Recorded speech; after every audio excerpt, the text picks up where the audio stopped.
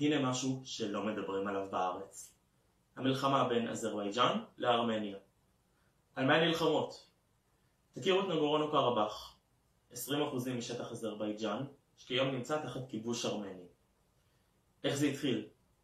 בשנת 1918, ארמניה ואזרבייג'אן מכריזות עצמאות, וב-1920 כבר מצטרפות לאיחוד הסובייטי.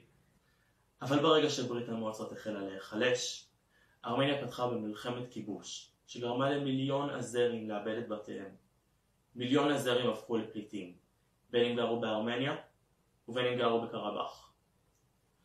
אחרי מסע הכיבוש הזה, ארמניה כבשה עוד 7 מחוזות שנמצאים סביב קרבאח. השטחים האלו שארמניה כבשה היו תחת שליטה אזרית מאות שנים, עוד מאז האימפריה הפרסית. ואת כל אחד מהם ארמניה חרבה. למשל העיר שושה, מרכז התרבות והאומנות. המסגד של העיר הפך להיות רפת. בית הספר הפך להיות קורבן של ונדליזם ארמני. והעיר לא זוהרת כמו שהייתה. כבר 30 שנה שהאו"ם מנסה למצוא פתרון. וכל ניסיון לפתרון מביא לפרובוקציה צבאית מצד ארמניה. אזרחי הגבול בין אזרבייג'אן לקרבאח חיים כמו אזרחי הדרום אצלנו, תחת הפגזות ואזעקות.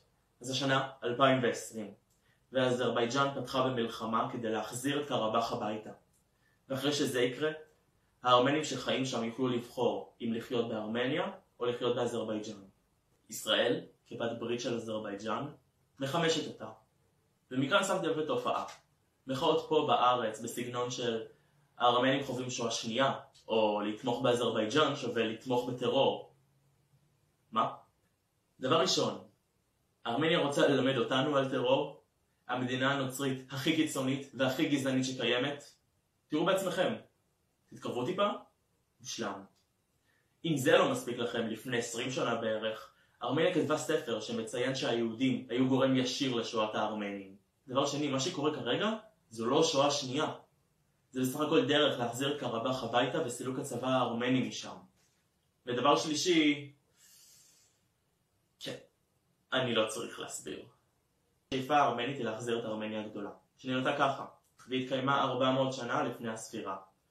דומה לזה קצת שישראל תחליט שהיא רוצה להיראות ככה בגלל תקופת משה רבנו.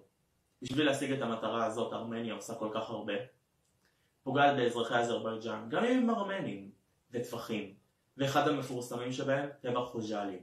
חוג'אלי היא עיר בתוך אזרבייג'אן, שהארמנים ביצעו בטבח בפברואר ב-92, בלילה. 600 אזרים נהרגו תוך שעתיים, ואלו שהצליחו לברוח, נשארו נכים לכל החיים כתוצאה מכוויות קור מריצה בשלג.